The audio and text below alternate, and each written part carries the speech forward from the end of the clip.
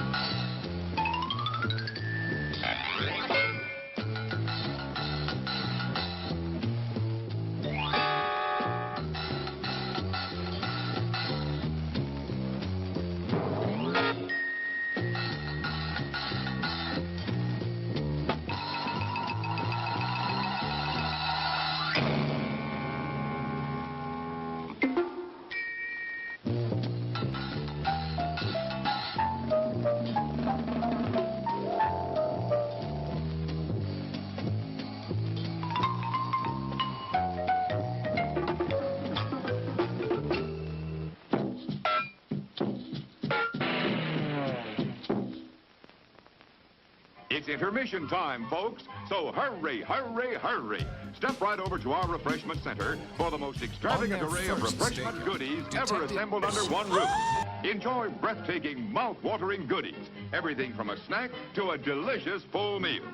At our refreshment center, you'll find a large variety of goodies to satisfy your hunger, your thirst, or your sweet tooth. So hurry, hurry, hurry. Visit our refreshment center now.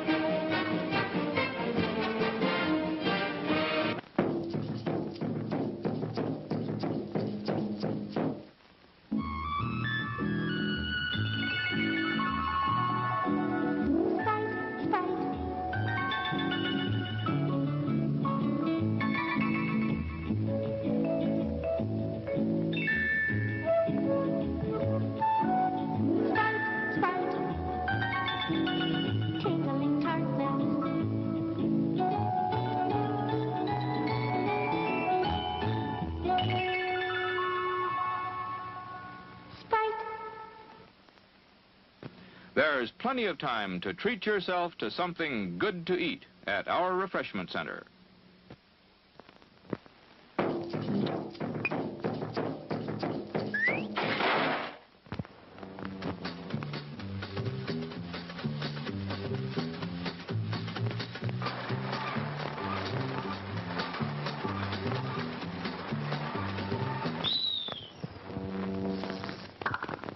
At our refreshment stand, your wish is our command. So the coffee we serve there is pure perfection.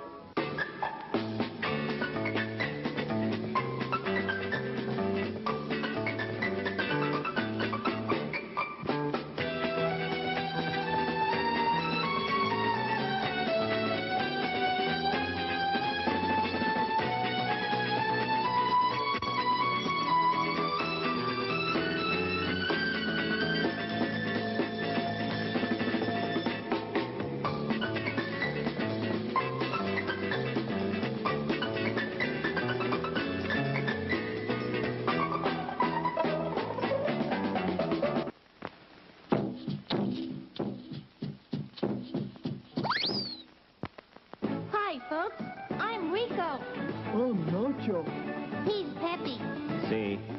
You can find us at the concession stand in the lobby. Along with all sorts of other tasty goodies. See?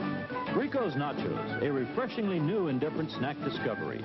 Chock full of high-quality ingredients, crisp fresh tortilla chips, covered with creamy aged cheddar cheese, topped off with zesty jalapeno pepper rings. Rico's Nachos, out of sight. Remember, folks, we're the new star at the snack bar, Rico's Nachos, a new taste treat you can't beat. See?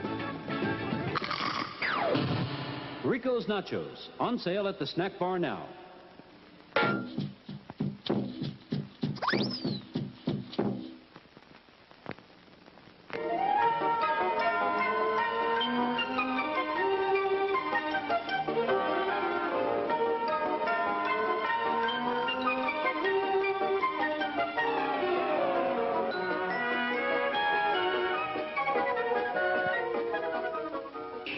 For your convenience, we have an attractive snack stand with buttered popcorn, golden good and hot from the popper, sizzling hot dogs cradled in fresh, fluffy buns, ice cream, and other good things to eat.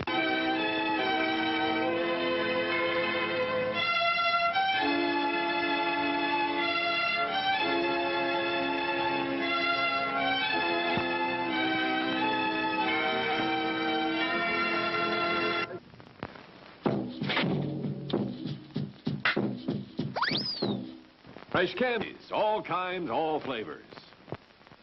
Cigarettes, America's top brands. Ice cream, smoothly delicious. Burgers with all the fixings.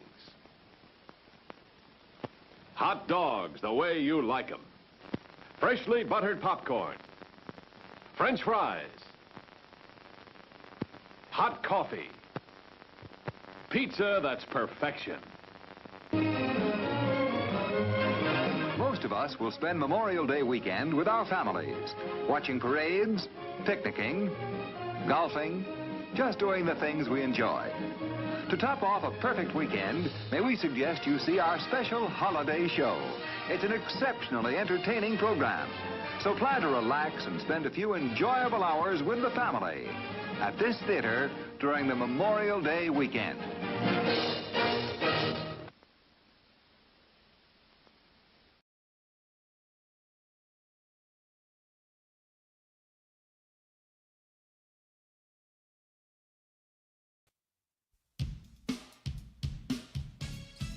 On their first stakeout, detectives Bill Riley and Chris Lacey had a simple assignment: to observe and stay out of the line of fire. That job left them with a distinguished reputation. Watch a pro. Police, you're under arrest!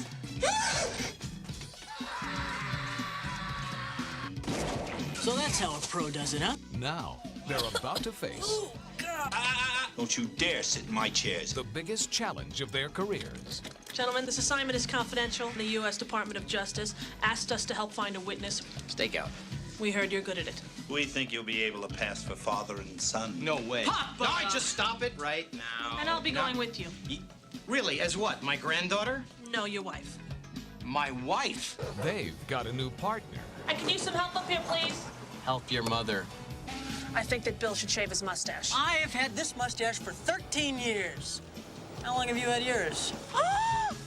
They've got a new identity. I prepared our backgrounds in case we come into contact with our neighbors. Did you know that you were illegitimate? Thank God. And they're undercover as the average American family. I'm Gina, this is my husband. Chris! If they can just get off each other's case. Honey, did I make that too strong? No, it's fine. I'm really... They might solve this one.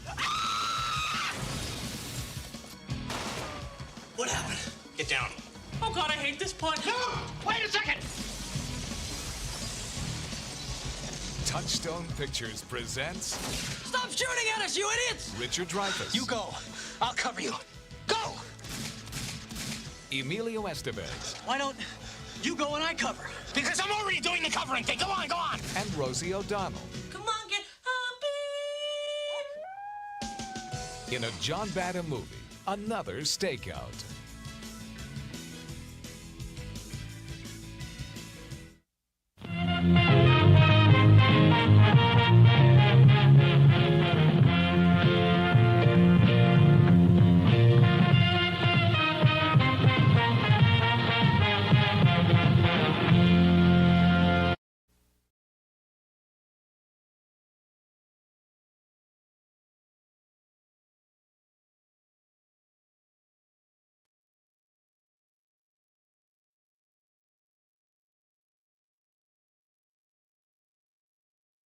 Hello, I'm Liam McEneaney. I was looking for a show, and now I've got a show. And heaven knows I'm miserable now. I'm here with Pop Culture, another episode of Pop Culture Dumpster. I've got 4 hours sleep last night, so this is going to be an adventure for me. And I want to welcome one of our guests who has just jumped backstage.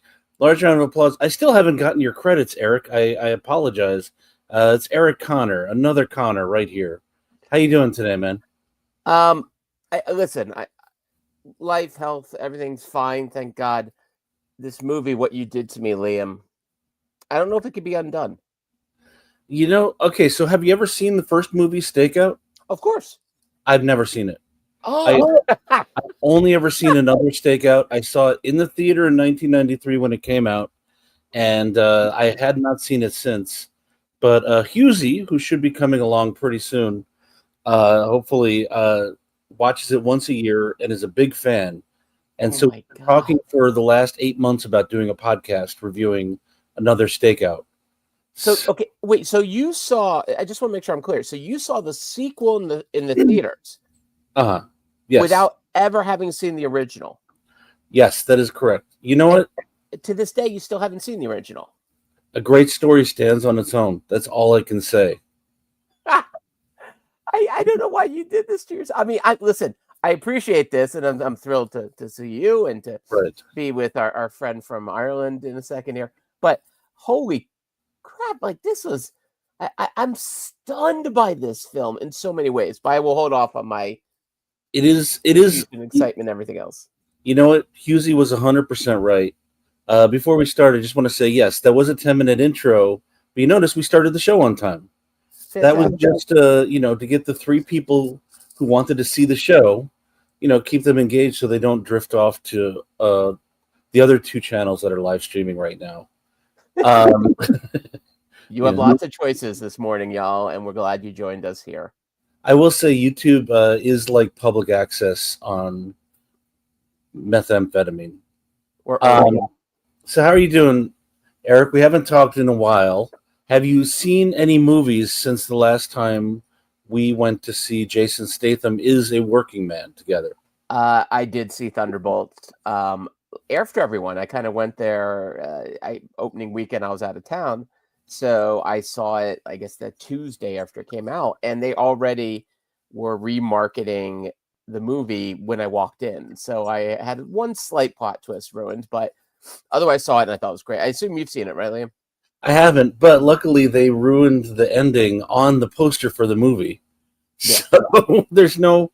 also, I haven't seen the TV show. And Marvel always says you don't have to see their TV shows, but I learned from the Marvels that if you haven't caught up on all the lore, you're just going to get lost for the first hour of the movie. There was bits and pieces. I mean, there's kind of breadcrumbs there, but I feel like this is one where you'd probably be okay. Although it does help to have the context of what's his name, John Walker has done. I think that's one piece that if you hadn't seen Winter Soldier and Captain America, that's one you might be a little bit confused. But the rest of it, I feel like they do a pretty solid job of kind of laying down the ground floor rather quickly. But no, it's great. I think you would dig it. I don't know who John Walker is, and I'm not kidding. Welcome to the stage now. Oh, yes. Hughezy, I know you're used to Dabbleverse shows that never start on time, so I forgive you. Corey is that Corey and Corey? I can only see one of them because your name's covering the other. Okay, that's just Corey Feldman. Did you go see Corey Feldman in concert? I wish. I'd rather go see a really shit act than a really good one these days. I've seen Bruce Springsteen about 11 times. I need to see Jennifer Love Hewitt playing one of her albums in full. By the way, I watched I Know What You Did Last Summer last night for the first time ever. I don't mean to be vulgar if it comes across that way or it's taken out of context. She has fucking giant tits. Hot take. No one has ever considered that. Now, there's a part of her wearing a towel that might be one of the greatest special effects I've ever seen. Oh, I apparently that seemed to be very real. I accidentally Googled photographs of her. I was walking over to this charitable donation store, and I tripped over, and my phone came out, and I accidentally typed in Jennifer Love Hewitt bikini photographs, and it was like, how'd that happen? I can't believe it. My arm and leg is sore after it fell, and then I'm looking at these photographs, and again, I don't mean this to be taken out of context, but those are big milk-filled bags of cum bucket, and good for her, you know. And she was in the Garfield films. It was nice having a channel. No, the it's European cut of the Garfield movies are far more interesting, I think, because of that. Oh yeah, I think I would eat her arse like he eats lasagna. Well, I'm attractive blind, of course, so I only judge women by their personalities. And I will say, you fellas are ignoring a tremendous personality that she's carrying on her. Oh yeah, I was just watching her do an interview where she's talking about the third I Still Know What You've Done at Halloween or whatever it's called, and it tits looks like it's going to be good. Well, I'll just say her personality looks like she's been doing yoga. Yeah, and I'll leave it at that. Yeah, and I don't mean to be rude, but she was in a film called Heartbreakers, and love to do anal with her. I mean, love to rewatch that film. Okay, well, we're welcome to Pop Culture Dumpster, everybody. Hughezy and Eric, I assume you guys know each other. You know. Oh yeah. You know, having been on a podcast together before. Yeah, and I'm wearing my Sergeant Slaughter shirt, I think, and I don't know if it's in honor of you, Hughezy, and what you've gone through with your foot. But I did want to represent the military, the first responders, in honor of this movie and other Stakeout. Well, you can call me Sergeant Laughter. We're having a good time, us three. We're having a great time. This week I saw a movie called Little Murders, which is a 1971 movie that Alan Arkin directed. And it stars Elliot Gould reprising his role in the Broadway play that lasted 7 performances. And he used his money to fund this movie, and he got Alan Arkin to direct it. Alan Arkin had directed an off-Broadway production. And it is really dark and really funny. And I'm just giving it a thumbs up. And I'm only saying that because I feel like we're going around talking about what we watched this week. Unfortunately, I don't want to fuck Elliot Gould in the ass. So I don't have much commentary on it. Not yet. Yeah. Not yet. See where the conversation takes us. Yeah, what the scriptwriter did it for Ocean's 13. Oh! That's a good roasting. Take that, Elliot Gould. Take that, Ocean's 13. The movie that gave us Julia Roberts in a dual role. How dare you? How dare you? She played Julia Roberts, the actress, in addition to her character. Well, now you just look stupid on your own show because that was Ocean's 12. You idiot. No, there's no way they would pull that move so early in the franchise. She didn't make the third one because I think her hips get so wide they couldn't fit her in frame. So they're like, shit, we may have to go with another upcoming star, Ellen Barkin. Julia Roberts is in amazing shape. What are you talking about? Oh, no, I like this idea of fat shaming Julia Roberts. I think it's been long overdue. Fat shaming Tinkerbell. How dare you? She's in amazing shape if you really like triangles. I got her. She's like a stick. You know what? This is what makes women like Julia Roberts agree to shitty movies like Notting Hill. I don't know. Patriarchy. Do you remember how unbelievably bad her acting was on Friends? You mean the thing she didn't give a shit about doing? Yeah, but I remember when she was on that because that was like I remember that was Super Bowl weekend and they had Mr. Van Damme, thank you, sir, and they had all these types of big name actors cameo, and I remember how the fuck did Jean-Claude Van Damme outact Julia Roberts? She didn't give a shit, and she's probably on drugs, allegedly, but definitely. She was dating Well, Matthew Perry at the time, so she was definitely on him and thus on drugs through him. Yeah. So, well, today we're going to talk about a movie where Richard Dreyfuss gets outacted by a very large dog. But Richard Dreyfuss. And that's no joke. But first, I want to talk about some entertainment news that happened this week. And I'm sorry to interrupt the Julia Roberts hate, but I, for one, would love to work with her one day because I think she's lovely. And we'll leave it at that. But I don't know if you guys follow the trades the way I do, but I sent you some info about the Kung Fury movie leak. Have you guys heard about that? Did you guys hear about the Kung Fury short that got $1 million on Kickstarter? But essentially, a Swedish guy, Daniel Sanderson, wanted to star in and direct and produce and write an 80s themed action movie. So he went on Kickstarter, raised $1 million for a short called Kung Fury that was bonkers, and then he raised tens of millions of dollars to do a sequel called Kung Fury 2, and there's an ongoing lawsuit. It was finished in 2020. There's ongoing lawsuit about $10 million in finishing funds that they never received from the backers. And yesterday, a 10-minute sizzle reel leaked showing kind of like some of the highlights. And it's a movie that stars Arnold Schwarzenegger as the President of the United States. And we're going to watch a little bit of that right now, and then we'll talk about it. Steal all their ideas. What's that, Hughes? I was going to say, did they steal all their ideas from the Simpsons movie? This is a movie that, like, should be, I don't know, it should be so nuts it works, but it kind of doesn't feel fun. it also feels like it was never meant to be a feature film. This feels like Too Many Cooks. If you ever seen that short they did on Adult Swim, like it's a fun 10 minutes. I watched the whole sizzle reel you sent us, Liam, but I cannot imagine sitting through an hour and a half of this. But any chance to see Arnold Schwarzenegger? Too Many Cooks, of course, is the name of Rosie O'Donnell's stand-up comedy special. Oh, we're gonna get into that in just a little bit. But this is, I agree with you, Eric. This feels like something that was just meant to be shared around the internet, like, and not actually watched more than 30 seconds at a time.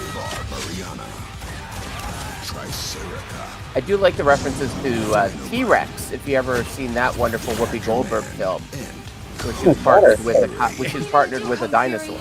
Yeah, but is that when she played two roles? Herself. To clean up the streets. But when the worst criminal of all time unleashes arguable of darkness. Yeah, I feel like in 2020 people were against Hitler, and I feel like maybe now that's not a popular stand on the internet anymore. What, the actor? No, the former dictator. He's credited as I know who you mean from SummerSlam. Yeah, the guy opened all those camps. All right, never mind. Morty, my camp director from Jewish camp. Miami. Well, he opened some Jewish camps, yes. It's time for the Thunder Cops to take down the Kung Fury. Fuck you! And I didn't know there was going to be swearing in it. To Adolf. I'm sorry. I know I promised it would be a children, family. Seek fail. Strap in. Gear up. And hang on for the ultimate action epic thrill ride. See, I already feel this is the point. I got a minute 26 in when I was just like, this should be a movie I'm excited about, and I'm not. It doesn't feel fun. Yeah, it's the joke has gone on for too long. It's kind of like there's a TV show, don't know if anyone's heard of it, called Saturday Night Live, where they had where The Rock was in a trailer for Bambi the movie. Right. And it was exactly the right amount of exactly the right length. Not like that. Come on, guys. We're talking movies here. For the joke, but this trailer thing, it's like this is way too much, and this looks like an incredibly fun video game that people in our age group would enjoy. kids wouldn't get any of these references, and they would just cheer for the other H-man. Well, it's like you say, like a minute and a half is too much. There is 8 more minutes to the sizzle reel. Yeah. And it feels like it was just like I can't fathom the idea that there's an actual movie behind this. I feel like it was only made for this, and even the accidental leak feels a little bit of a work, as Hughes would say in the wrestling business. You mean the way it was leaked to the internet and Variety at the same time? Yeah, it's magical how these things happen. I'm skipping ahead because I honestly can't take 10 minutes of this, but I agree with you guys. It just feels like something kids wouldn't enjoy. Fury quit the Thunder Cops for. The other thing is, you're talking about fake trailers, and this is kind of my least favorite thing when people do parody trailers. Is they want to parody a film, but they want to do it in trailer form, and so they do these like 12-minute parodies where they cover the entire movie, and it's like good.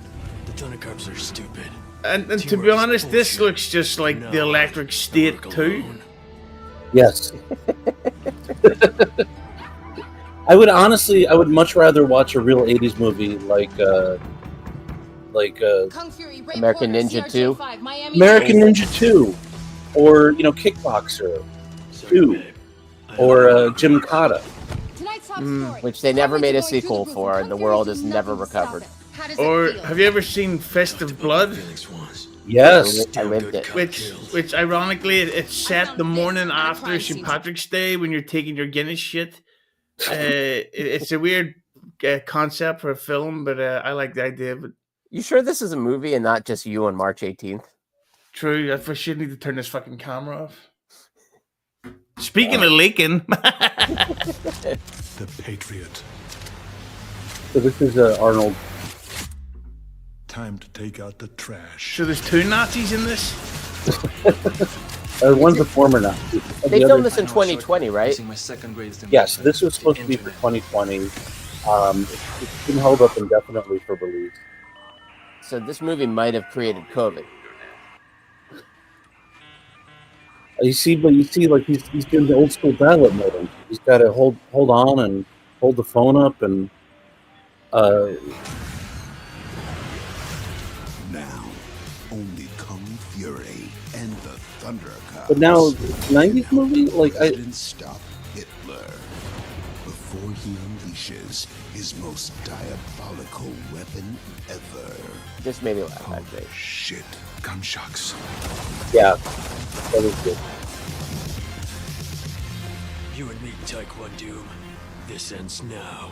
There's just one thing he didn't count on. Michael Fassbender, I'll give him credit. He seems absolutely game for this. But that's because if you ever see the film he was in called Shame, he has a penis that looks like the Pink Panther's tail. Yeah. So you can't embarrass somebody when you know they've got a giant kyak. Like that's why Motley Crue keeps going. Like they're not going for the art. They're terrible. I felt shame watching that film, knowing how I compare. But the Pamela and Tommy one? Oh, that as well. Well, but also a fair amount of films actually are on that list for me. I mean, the problem is, it's not like Fassbender's heavy in demand. He's probably just excited to get anything that gets him back out there, Yeah, and he's not really known for being picky. He did which I didn't think it would be possible. David Fincher's worst film, where they give him creative control, and Fassbender's like, right, if you want Netflix shit, I'm your man. I'll give you generic shit that you didn't know existed until I begin acting. Not a fan of him. He is this generation's Peter Coyote. Oh, huh? Peter Coyote, star of Slayground, which was from E.T. Yeah, HBO staple in the 1980s. And in fact, I have some old tapes of movies with promos for Slayground coming up right after. Multiple movies. The 2:00 hour. So, Hughezy, you watch another Stakeout once a year, correct?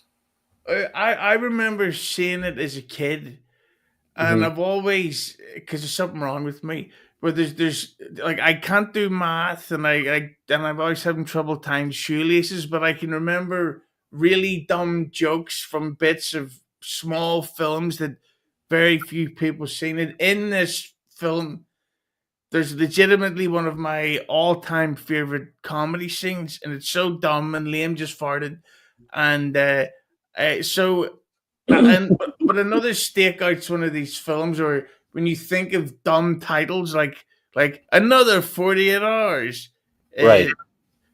it was like, okay, I get what happened. One of the lead actors, when it was going through a career dip or needed a big payment for their new yacht, so they're like, what can we sequelize? We can't do Close Encounters of the Sixth Kind or whatever that was called. I can't fucking remember. But with this one, it was pretty obvious that they both wanted a bonus bump to a 80s hit.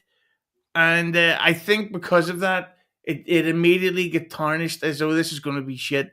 But I was shocked in rewatching it last night. It is actually pretty funny. I will say I agree with you. There's one comedy sequence which I did not clip because it was too good. But the whole thing where he pours her a very strong drink, and then she has to cover for him. But I just want to say, when you're talking about an actor who needs a bump, in this case, I would say it was the two lead actors plus the director, John Badham. Right. Not only were Estevez in 93, or I guess 91 when they started making this, not only were Estevez and Dreyfuss in a slump, but the director, John Badham, who had directed some bangers in the 70s and 80s. He directed Bingo Long's Traveling All-Stars, which is a great little, low-budget film starring Richard Pryor and James Earl Jones and Lando Calrissian about the criminals. About the black basketball players who traveled on the road. But also he directed War Games. What do they steal? What's that? What do they steal when they're on the road? You know what? You'll have to watch the movie to find out.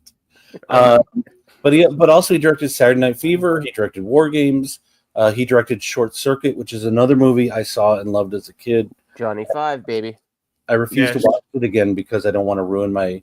Actually, it was a very nice day when I watched that. But after Stakeout, he directed Stakeout. He became the buddy cop guy, and he directed Bird on a Wire, The Hard Way, Point of No Return, and the more buddy cop action films he made, the less money these movies made. So, well, the Hard Way is a very underrated classic, and Bird on the Wire, you get to see Goldie Hawn's arse cheeks. So get it in 4K. Also, for a couple that have been together that long, they have zero chemistry. Like, it's actually remarkable how she and Kurt Russell can be in a movie together, and you don't believe that. Bird on a Wire was Mel Gibson. No, he was. Oh, was Mel Gibson? Oh man, my third favorite anti-Semite. Listen, I had 3 hours sleep last night, guys. We are going to be struggling through this. I didn't CP all night again, eh? Whoa, okay. Well, anyway, this episode will be taken down as soon as you have another sip of justice. Here we go. That end stream button is looking pretty attractive right now. No, yeah. So anyway, by the way, sorry to interrupt. Should I also stream this to my channel? Maybe we could get a. Sure, why not? If unless I have to do permissions, in which case forget it. We'll be here all day. Yeah, fuck it. But yeah, also the cast is stacked with some great character actors, right? Like Dennis Farina's in it, Kathy Moriarty, who worked with Scorsese in Raging Bull. I was thinking about that last night watching the movie. That she was like in one of the all-time great movies. Miguel Ferrer's in this. The great Miguel Ferrer playing his character from RoboCop. The Miguel Ferrer, for a guy who plays this sort of role a lot, he seemed to not be really good with a gun. Like, in a way that actually kind of took me out sometimes. Like, he's normally such a great badass, but for some reason, every time he picked up a gun, it looked like he never picked up one before in his life. This was when back in the day when action films, the training was you're hired. Right. Tom Cruise kind of changed that. We're like, we've got to train for 5, 6, 7 months to really know what it's like to hold a briefcase as a lawyer. Go see The Firm. Underrated. But also, you're talking about Tom Cruise, who did a halo jump in Mission Impossible, totally unnecessary for the plot. Right. And even unnecessary for the scene. Like, if that scene, they added so much CG because he's supposed to be, jumping through like a lightning cloud. And so I'm like watching this, I'm like, why did they bother? Like, you can barely even tell what's going on because of everything they added in post. So yeah, it was incredibly unnecessary, but fantastic. Eric, not only did he do, I just want to say, not only did he do a halo jump, he did a halo jump about 10 times to get it right. Right. Yeah. When is the last time, or have you ever watched Tom Cruise's Cocktail? Wow. When I was young, loved it. Elizabeth Shue. Another HBO classic. Yeah. Yeah. And Gina Gershon, another classic, her. But the thing about that film is, I can't understand how in the film the bar became so popular, because they're doing dance routines every time they're making a cocktail, and it's like, listen, that's great, but I'm a cooked up banker, and it's taking you right. and it's taking you 17 minutes to serve 2 drinks. We're on a bachelor party. Like, where the fuck is my pint? And then even in the nightclub scene, he gets up to tell a poem in the middle of the fucking night. They turn the music off. So because he goes, what the fuck? I'm on 5 pills here, and you're telling a hickory dickory dock joke. Yeah, it took me 2.5 years to harass my secretary into coming out with me tonight. The fuck are you doing? No, the hippie shake is it's the DTs as they're waiting for their drinks. That movie. Cocktail's fascinating too, because it was like Tom Cruise was at like a real peak, to the point where like, oh, we could do, and we'll take all the plot points of Top Gun and Days of Thunder, and instead we'll make it a cocktail waiter, bartender, and except he's got daddy issues and he has to run a lot in order to move the plot forward. And Elizabeth Shue and him have great PG-13 sex. And what also makes it so funny to rewatch is because apparently they did massive reshoots on it while he was making Rain Man, I think was his next film. So his hair keeps switching from short and tidy to a mullet, and it's like how long did it take you to walk up those stairs? Because that's insane. She's waiting for a drink. Maybe that was it. I got to tell you, when I was a kid, I would confuse that with Roadhouse all the time. Oh, 2 very different movies. Roadhouse, not as good as the remake, though. Thank God for the remake. Oh, the Jake Gyllenhaal movie, where they eliminate throat punching or throat ripping. Yeah. Well, thankfully, Guy Ritchie's doing the sequel. So, hello, Oscars. Oh my God. Okay, well, Madonna will be in it. Maybe she'll get her throat ripped out before she can sing. Hey guys, listen. If Madonna's in it, hopefully my eyes get ripped out before the thing.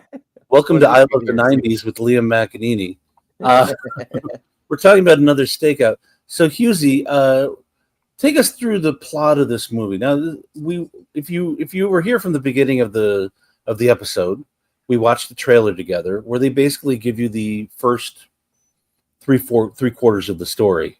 So it's very easy to catch up the viewer on what Emilio Estevez and Richard Dreyfuss have been doing since Stakeout, which I have not seen. You missed that part of the conversation. I still have never seen Stakeout. Yeah, so what happened is we opened the film on in Las Vegas, the most devious city in the world, where Miguel Ferrara is waiting on a phone call, and this guy is serious business because he wins a jackpot and walks away. So this guy was willing to give up $100 in coins because he meant business. When he's going to get a job done, he will get the job done. And when you can say no to $100, you've got to have a good 17,000 in the bank. Like you've got to be rolling high. Right. Or you're a real tough guy, like a real, like, just so also Kathy Moriarty is in witness protection with the world's least intimidating mobster. And so Miguel Ferrer has been hired to basically take her out in a way that is so convoluted that Wile E. Coyote would have said, hey, listen, let's take a step back and think about this. And I have that as a clip right here. Take it easy. I shouldn't have done this, Michael. This is insane. Come on.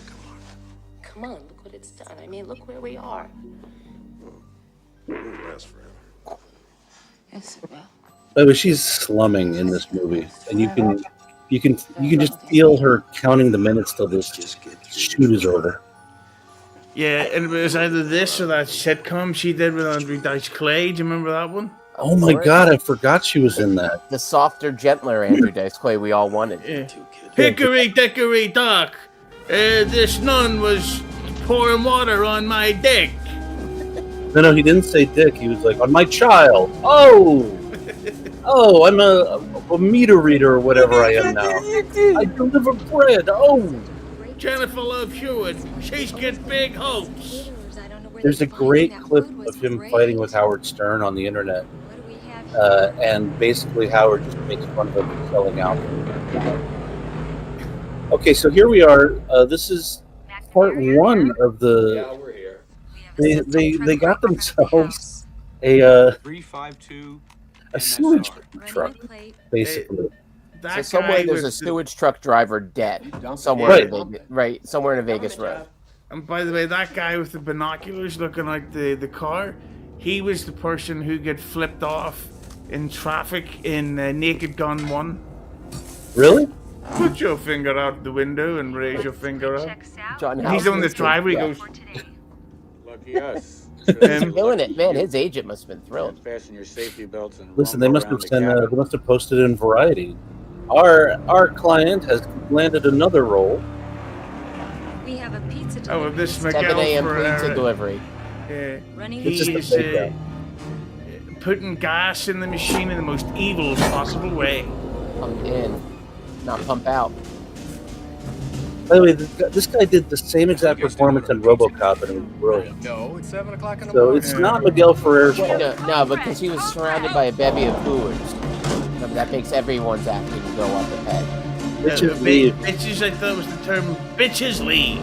Yeah. So he's doing coke with them. I mean, he basically checked up every box in that film. And can you imagine how cold that pizza would be anyway? Oh, so he's holding it sideways? Exactly. Oh no, he was holding it sideways.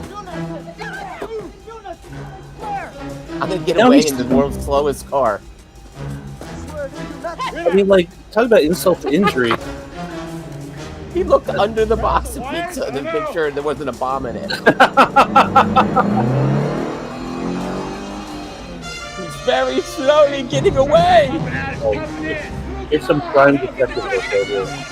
And the ironic thing is, the people from Grand Theft Auto are watching this and taking notes, going, this is going in the next game. Yeah. I want to be with that.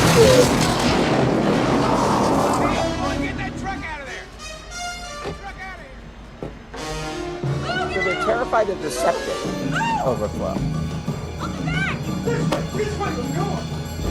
I think it's supposed to be gasoline, but they never stay. This exact scene is in the opening of my Fist of Blood film. I will say, spoiler alert, this explosion is fantastic. Yeah.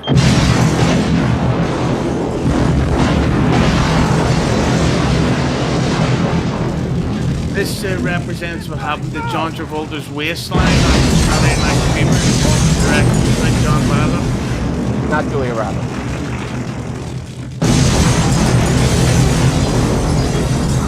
Mom being spade. Wouldn't she have run away from her agent like that?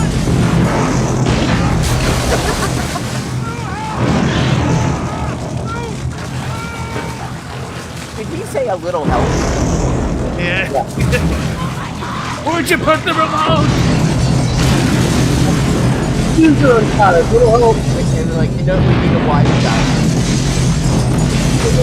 I believe is our next one. Yeah, it is.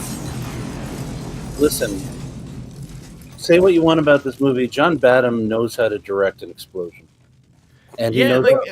It was a well shot film. Like there was like great long takes and like it was a production value. Like it had a higher budget than most films made around this time because of the sheer public demand for follow up to another Stakeout. You mean a 6 years later follow up to Stakeout? That was to me the most amazing thing. In fact, doing my homework on this fine piece of cinema you brought into my life, Hughezy, that it was 6 years after Stakeout, and it was kind of like, okay, like was there a public outcry for this?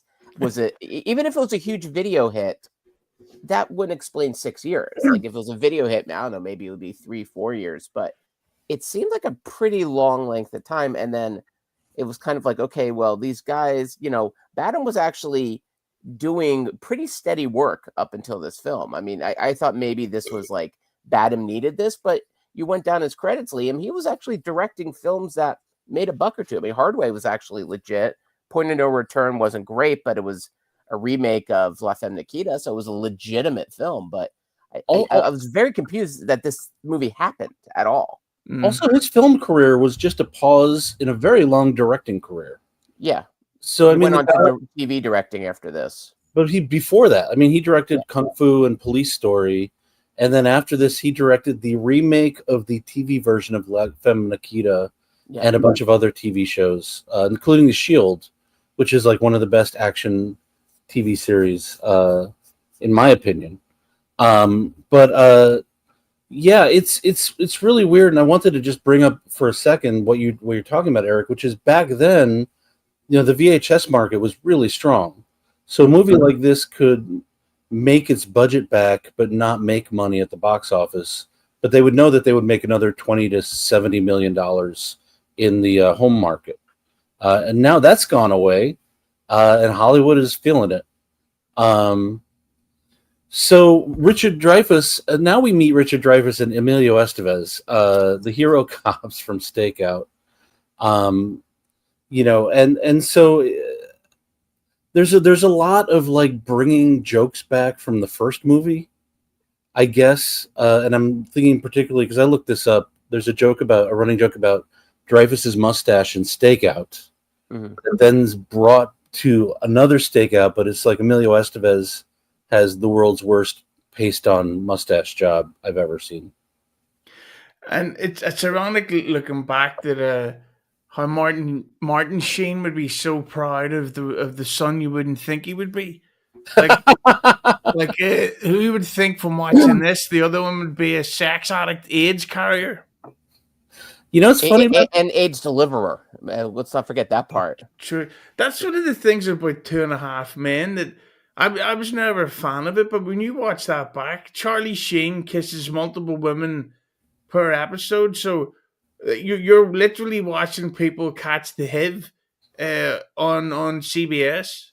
Well, actually, just to educate our audience, so I don't get struck on episode 3, you can't catch HIV by kissing.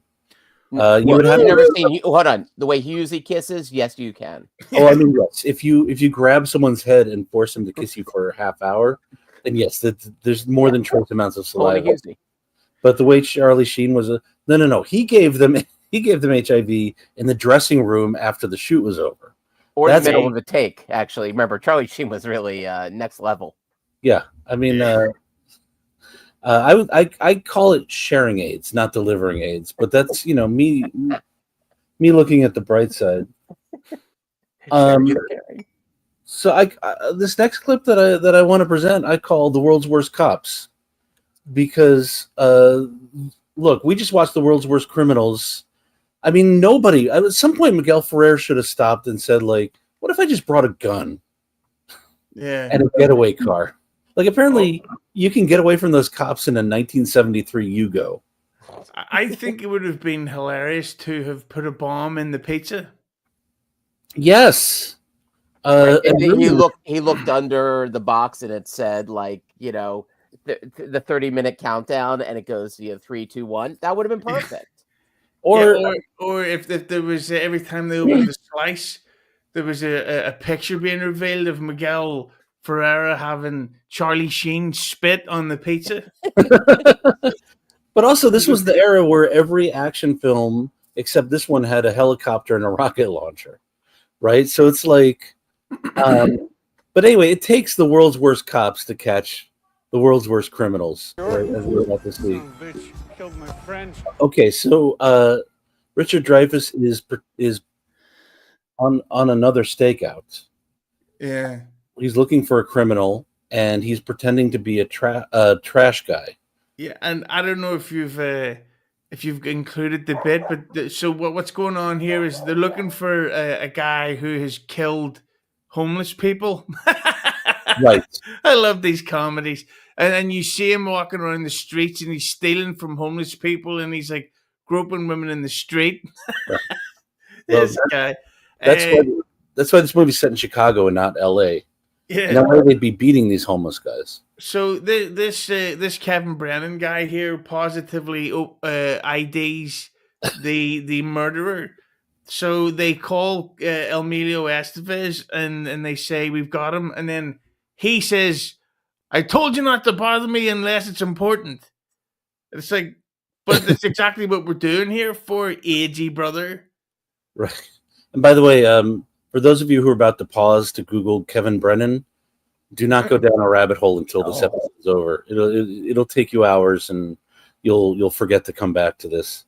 And you'll never come back the same. I think I'd forget. I got a positive ID. I told you not to bother me unless it was important. Look, he's undercover as this character from Working. And we got a positive ID. Oh, Men at Work, yeah. Ray-Ban sunglasses, long hair. Never take another man's French fries, Liam. She gets a good goosing. I think we should arrest him for what he's wearing. He's dressed like George Carlin from Bill and Ted. That's how you know times have changed in Hollywood. They literally just watch the guy assault the woman and they go, "Let's arrest him for what he's wearing." It's like, Nah, you'll freeze last time. not give her a head honk. Right here. No, you get hurt. It's my ass. This music, by the way, speaks to a larger issue of this fabulous film. The score. And I looked up this person. I'm like, was this the only thing they'd ever done? No, this guy's had an incredibly long career. I don't want to say his name. I don't want to shame him. It sounds like it was left over from Cutthroat Island. If AI had been around, I would say they just took a bunch of 80s soundtracks and fed them into a machine. Cutthroat Island straight. Uh-oh, fish. Oh, it's a callback. Oh, I'm sorry. Are you okay? Yes! Another win for me! No, I've seen. And I appreciate, like, listen, Lethal Weapon always found a way to actually get some humor in there, but you never forgot they were going after killers. Right. It's here, they seem to often forget their subjects are actually, like, murderers or about to be murdered. He's going up there!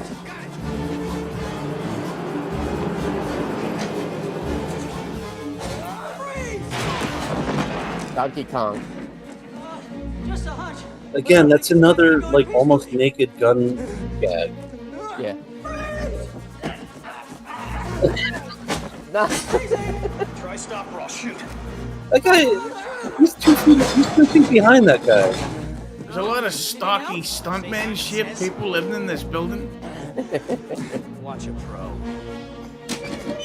Police, you're under arrest.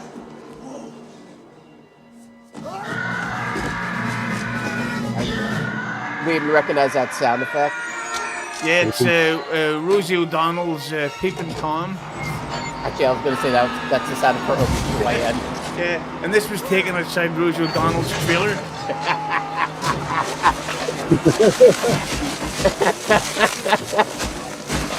She's eyeballing all the spaghetti she didn't get around to.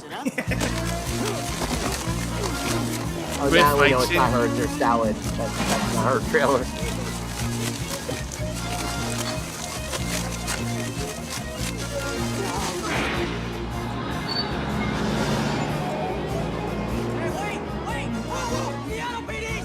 truck!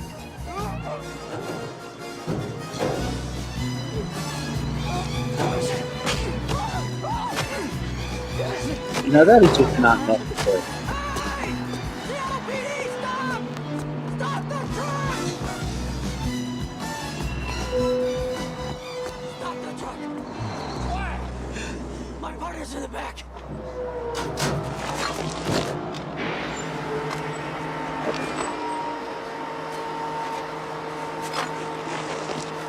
That could be that shot in Goodfellas where you see the corpse come out of the back of the truck. You mean they start playing the coda to Layla? Yeah. That sound effect. Like bubbles. Ta-da! He's so nasally. Like, Oh, you're gonna need a bigger garbage truck. Now this is where he becomes the world's worst cop. Well, how do you end a serious moment? So we just watched someone get murdered in cold blood by a drifter, wino, vagabond, Hughezy. Is this yours, sir? He's got a fish, not a gun. Okay, so we just watched a cop watch. Oops, there we go. That's what I know. We just watched a cop watch a guy get murdered with his own gun in his arms, and his reaction is, I'm gonna have to fill out a lot of paperwork. Like, yes. And then the fish, and the button of that very serious moment is, he has a fish in his holster. It's strange though when you get these sort of family action films like this, because have you seen Men in Black 2? Of course. Well, like the opening scene is a street criminal. I'll not say the real word, but trying to SA a person who's just been an alien that just landed on Earth, and he drags her around the corner to SA her. Little did he know she's actually turns into this giant plant creature and eats him alive. And it's like there was no other way, no other idea you could come up with in a writer's room. Like, what if he tries to steal her purse? right. Or what if he tries to sell her a fake watch? Oh, well, there was a white actor. Oh, no, it's we'll talk about New York City street scams of the 1980s some other time. But everybody was in on that gag in New York. By the way, since you brought her up, I did make a clip particularly just for you, Hughezy. Shit, sorry. Oh, fuck, man. There we go. There you go. Well, that's the closest she's been to a vegetable in her life. Gentlemen, I already completed. Yeah. So we haven't met Rosie yet. We can talk about. Come on, man. That's her on the right. Sorry, I'm still learning how to do stuff. But I was just gonna say this was the era when Hollywood was trying to sell us on sexy Rosie O'Donnell. Because this was also around the time Exit to Eden was made. But I don't. Right. So she was the comic relief in Exit to Eden. Yeah. EATING. Liam, she's the real Eaton Fire. To use a local reference. Yeah. She puts the steak in another Stakeout. I feel terrible. Now we understand why that dog is in such pain. And that's not bubble, that's pubic hair. Are you saying it was mashed potatoes, actually? Are you saying not only was she covered in pubic hair, but it was all gray, like prematurely? I think that she doth not take care of herself. So 85 years old in this movie, Liam. So is sexy Rosie O'Donnell the dumbest thing that Hollywood's tried to sell the American public on? Because then, I'm sorry, go ahead. I would say that if in hindsight you're getting the chance to rewrite this one, I would have, because you get Madeline Stowe was of course the lady from the first Stakeout. Wasn't I would have. I would have made it that she was somehow on this stakeout with Emilio and me. So so they could like be play marriage and while also doing a stakeout and all the it's really a lot of thought going into remaking another state. So we're remaking the sequel to a film that we would have to remake first before we get to the sequel. But yeah, I thought that would have been good if they had the play act as a married couple while actually going through a breakup. And Hughes, also, I have some exciting news for you. In Hollywood, if you rewrite someone's movie and put different names in it, it's considered an original property, and you can make it. You don't even have to change the story. You can write it tonight. Jennifer Love, Jennifer Love Hewitt, and my trusty sidekick Aziz Ansari. Let's go. Well, so you bring up this ongoing storyline that kind of like doesn't fit into the movie, which is Richard Dreyfuss and his ex-wife are constantly trying to call each other on the phone, and they take up a lot more screen time than you'd expect. Them leaving messages for each other. It looks like there's about to be a subplot where like Dreyfuss maybe gets involved with a blonde single mom, but then that gets dropped immediately. Right. And kind of spoiler alert for a movie made in '93. At the end of the movie, that's what the movie ends on. It doesn't end on the happy ending with the stakeout being successful. It ends with Emilio Estevez spying on Richard Dreyfuss and his wife having sex. Yeah. With binoculars. And wait, the last image of this film is him with the binoculars. Yeah. And that's it. Which is just kind of a creep note to end on, but that's the movie I kind of wanted to see. And I agree. Like Madeline Stowe in the first one is actually like sexy and cool and interesting. And is she a little bit naked in it too, or am I misremembering? Yeah. Or am I just combining it with all the other scenes of her naked I've seen in my lifetime? By the way, just want to point out, we're talking about Marcia Strassman, not Madeline Stowe. Wait, it's not Madeline Stowe? No, it's Marcia Strassman, who's another attractive brunette from the 90s. Oh. What? I think it's Madeline Stowe. I'm pretty sure you're wrong about that. Oh, I'm doing my homework. Continue on, sir. Yeah. Who was I jerking off sorry, to? Marcia, dude, you're so right. Marcia Strassman was the wife. God damn, I need to sleep before I do this show. It is Madeline Stowe. I am an idiot. I promise I've seen this movie. Marcia Strassman plays Dennis Farina's wife, who we have not quite met yet. We haven't gotten that far into the story. I was like, listening to you guys, like, Madeline Stowe, are you fucking kidding me? My Madeline Stowe movies. I remember she was in a Tony Scott film called Revenge. Yes. From way back in the late 80s. Costner. Yeah. Yeah, I remember seeing that, and I've had a crush on her ever since, and not just because she died of the AIDS virus towards the end. Fellas, I might have to take this down immediately because this is becoming very embarrassing. Sorry, spoiler alert. Not to us. Okay, but anyway, we get introduced to Rosie O'Donnell, and Rosie O'Donnell, of course, as every cop likes to have on a stakeout, is an assistant district attorney. Yeah. With no stakeout experience whatsoever. Nope. And this is how we meet her, and they're kind of just mean to her immediately for no reason.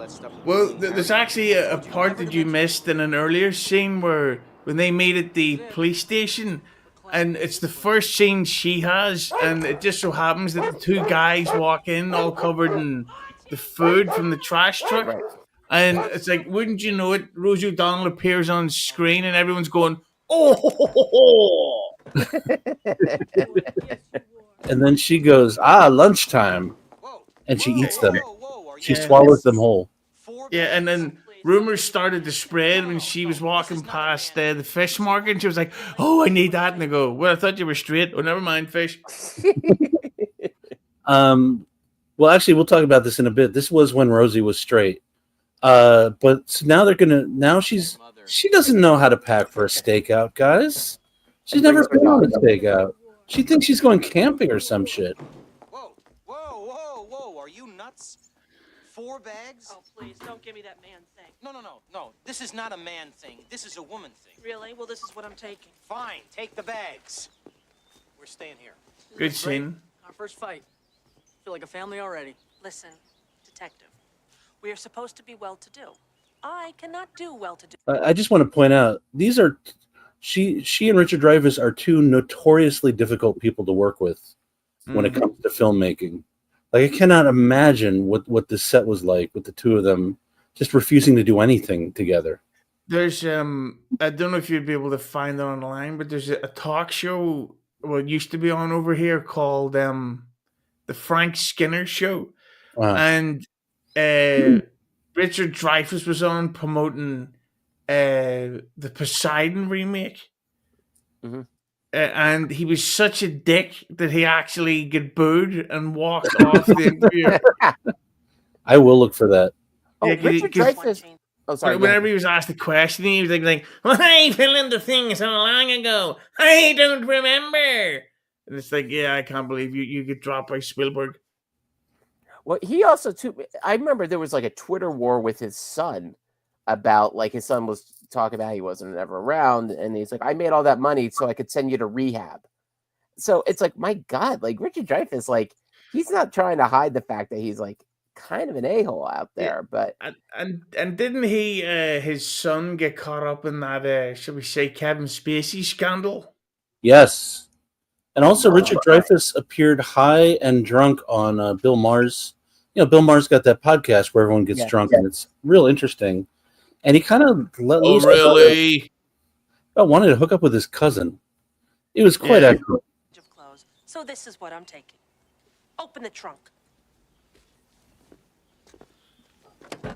Well, we could leave the bugging equipment in the recorder. These guys are pretty funny in this scene. We could write down what they say, I think. Should have taken that shorthand course. What about the cameras? Leave them. I can drop When you see the Richard Dreyfuss is dressed, like, you need to hear the Seinfeld theme tune at all times. All right. This is a bit that could have been cut. That's over. That was scissors and paper. He won. I think we're probably doing best out of 3, and they had to cut that bit down. To That was the scene that didn't make it to the final cut. Yeah. And if you ever wanted to know how bad drugs are, kids, Richard Dreyfuss is probably only about 42 here. He's not kidding. I hope you're taking him for a walk. He's coming with us. Spoiler alert, that dog turns out to be the real hero of the movie. Rosie? You know, she's so fat that AC/DC wanted to write a song for this film called Lot of Hole, Rosie. All right, I'm going to defend Rosie for a second. She's not that fat in this movie. Like, yeah, but she lacks in weight. She makes up for in smell. And head size, absolutely. I'm just saying, like... Bring up the bat scene again. Let's just remind everyone what we're fighting for. I thought that was a trough. That was her hometown buffet. Don't make any sudden movements. Look at how out of breath she is from standing over the fucking doorway.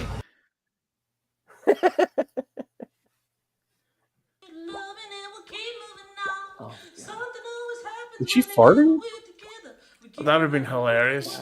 Somewhere there's an assistant who had to put those bubbles in strategic places. Never worked again. Never saw again. And the dog sitting there thinking, "Oh God, why did she bring the tub of fucking peanut butter with her?" And don't forget, she starred in multiple Broadway musicals. Oh, I saw her in Grease, actually. She played Rizzo when she was but at the young age of like 47. Am I right? But she was actually in Rent before, but because of her, they had to change the title to Grease. They're like, look at this mess. Okay, so we're going to skip that. I do want to just point out the cinematographer was very inventive, and he got a point of view in a scene where that dog's chasing a cat that just literally made me laugh out loud, rewind, and watch again. Forget about I miss it.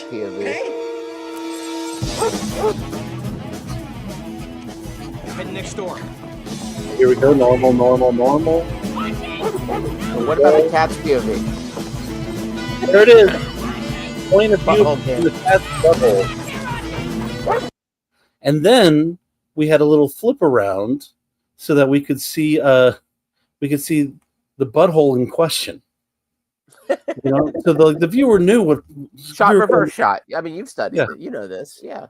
Why couldn't we do that for Madeline Stowe and her scenes? But also, there was the world's least realistic cattail bouncing up and down right above the camera, just so you knew. There's no question what you were watching that from. So anyway, so now they're on a stakeout. They're next door to Dennis Farina and his wife because they're, I guess, Kathy Moriarty's only friends. I did not really get this part of the movie. Also, is Dennis Farina like a mobster? I assume he's a mobster because his last name ends in a vowel, but I don't know if that he is a mobster. So here's the thing. I watched this movie in the theaters in 93. I watched it again yesterday. Both times, it took me about 45 minutes to realize Dennis Farina was not a mobster. Yeah. Yeah, there's the not even Italian, is he? in this film. It's the Gary Shandling special where it's like short, but it's a mullet, and everyone's get the thick and there's a lot of gray-haired mullets. So it kind of looks like she ran away to stay with her husband again, while hiding from a criminal who also looks exactly like her husband. And then also Dan Lauria as the cop, who also looked like her husband, actually. Yes. And that one, those two really looked alike. Like they got Dan Lauria's body double for that scene. But I'm just going to point out, while this movie was in theaters, Dennis Farina was filming an immortal scene, the "Go Home and Get Your Shine Box" scene from a 1994 Goodfellas. 1990 Goodfellas came out. Oh my God, I'm fucking killing it today. And that was I really am going to take this down. I apologize. Which also means he did good in Goodfellas. That's not him. Dennis Farina's not in Goodfellas. Yeah, that's what's his name? That's Frank. Oh my God. You know, you guys, I'm quitting. You guys host the show. Not all Italians are the same, Liam. Yeah. All right. They look Frank. All right. Well, you know what? Check out my book, A Guy's Guide to Being a Man's Man. An idea pops. I know. Thank you, Decline host. This is very embarrassing. I think Madeline Stowe was in Goodfellas. I'm going to leave this up for the next time I think about saying something before researching it. Madeline Stowe played Spider in Goodfellas. All right, guys. All right. She got her shine box. Oh! And she played Chris Montesanti in The Sopranos. All right, let's stick to things I know. By the way, just a reminder, this is what going to the world's best film school does for you. Yeah. Well, it's not like Goodfellas is a highly regarded film. Like no one expected to know that. It's not like I took a class where one of the world's expert in gangster films lectured on Goodfellas and Casino. Henry Hill was your teacher? Yeah. Henry Hill. Drunk Henry Hill from the Howard Stern Show. The greatest Henry Hill there was I want a caramel macchiato. I would love to see a follow-up to Goodfellas with Drunk Henry Hill on the Stern Show. Or that movie he maybe got raped. Technically, there is a sequel to that, and it's called My Blue Heaven. Yeah. Which I have seen, and I haven't seen it in years, but you're so hot you could melt all this stuff. And it's like, yeah, it's Steve Martin doing Dice. Yeah. Well, that was written by Nora Ephron. So her husband was Nicholas Pileggi, who wrote Wise Guys, and that the Goodfellas was based on. This is actually something I do know. And he co-wrote the screenplay for that in Casino. So basically, she just was living with him and took all his notes, and literally just those movies came out around the same time. Women, eh? Eric, thank you for fact checking, because I am sometimes talking out my ass on the show. No, you're right now, because I think of her as Carl Bernstein's wife. Right. Yeah, so she also stole his notes, and I think she wrote the movie Dick, based on All the President's Men. She was married to several surprisingly angry newspaper writers. I heard that title was also considered for The Apprentice that came out last year. All the President's Men. Captain America. But let's take a look at Dennis Farina, who I do know played in Get Shorty around this time also. Yeah. He was like a Nice He's to a meet Miami you. Vice veteran. I mean, this guy'd been around Well, for I years guess at this we'll be point. seeing Yeah. a lot more of you then. Yes, I mean, that would be he lovely. must I have would just like that, wouldn't we? told his agent anything but a Great. gangster role. Anything but a maybe. gangster role. Right. Maybe we'll even have a party. But it's funny that Or we even just have watched a movies in party. film. That'd be great. Really like that, wouldn't you, honey? Yes, that would be Yes. lovely. Ah. Well, we're gonna leave you guys alone here. Nice to meet you, and we're gonna go home. Bye-bye. So long. Bye. See ya. Nice to meet Bye-bye. you. Come on, Archie. That's a nice mustache. You had that Billy. long? Oh, well, thanks for asking. A long time. Most of my Oh, life, really. Thank you. God. Billy, please. I did it. Okay, that moment I actually found funny. I'm sorry. I legitimately chuckled a little. Not a lot. Well, No, I gotta, another Stakeout is good. It's just it's fun to be a dick about it. No, look, here's the thing. I love action comedies, and especially buddy cop comedies.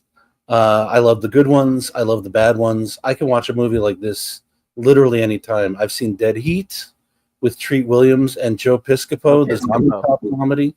I've seen Tango and Cash, which I do not recommend for anybody. Can I do my joke, please? Of course.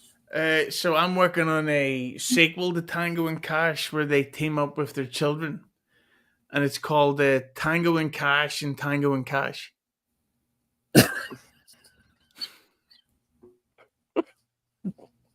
I don't know if I'm sleep deprived, but that is very funny. I wholeheartedly approve of that joke.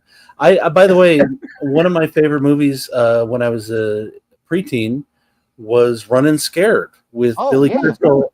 Billy Crystal and Gregory Hines as tough guy Chicago cops. Yeah, I haven't seen that film, but I did watch a Yacht Rock documentary the other day, and Michael McDonald's Sweet Freedom was in it, and I can't stop listening to it. And I hate Billy Crystal, but I now have to see Running Scared. Okay, well, I'm noticing a trend. You're mocking Richard Dreyfuss. You don't like Billy Crystal. Am I okay here? I do have the Star of David on my wrist. Like, is that okay? It's Irish. You have to give them some allowance. Can we play that Hitler clip again from the start? Or? I mean, here's the thing about Running Scared, and you're in for a treat because that movie's great and awful. But Billy Crystal plays a tough guy Chicago cop. At one point, he walks across a playground and schools a bunch of inner city youths on playing basketball. And it's one of the most gloriously stupid scenes in cinema history. Yeah, I always loved it because that was when they were approaching middle age, and they were in that 80s alleged coke phase where they all want to still seem young and hip with the strippers and casting couches. Was that Rosie O'Donnell? Dinner time. Oh, again. Another dinner. another steak house. Another steakhouse. There you go.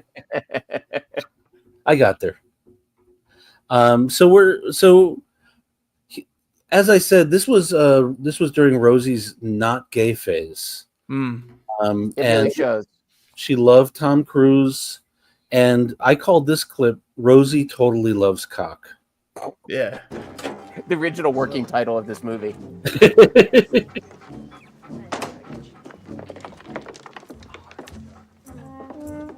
Come on, Archie. Bring the peanut butter. No problem. Wait, hold on. I gotta just. Oh, that meat. I have a bell somewhere here for you, but I can't find it. Oh, I sprained my ankle. Fine. Hi. She sprained her cankle. So this is a That's exactly who Oh. I am by cracky pot. Pa kettle. His imitation of Richard Dreyfuss is almost as good as Hughes' imitation of Richard Dreyfuss in this scene. John Badham was like, "Could you go a little bigger? Just a little bit bigger." Was he talking about Julia Roberts' hips? I think she's hips don't lie. You know, a cheap plug for Ocean's 11. If you get the chance to rewatch it, look for the scene when Matt Damon and Brad Pitt watch her walking through a hotel, and they've got this like romantic music playing. But you could play Stone Cold Steve Austin's entrance music, and it would fit She's got the she's unattractive. Meanwhile, a stakeout is going on around them, and there's life and death. There's a whole scene where basically they're all mad at Rosie O'Donnell because she fell down on watching The Neighbors. But meanwhile, Richard Dreyfuss had gone out because a baseball had been thrown through the window.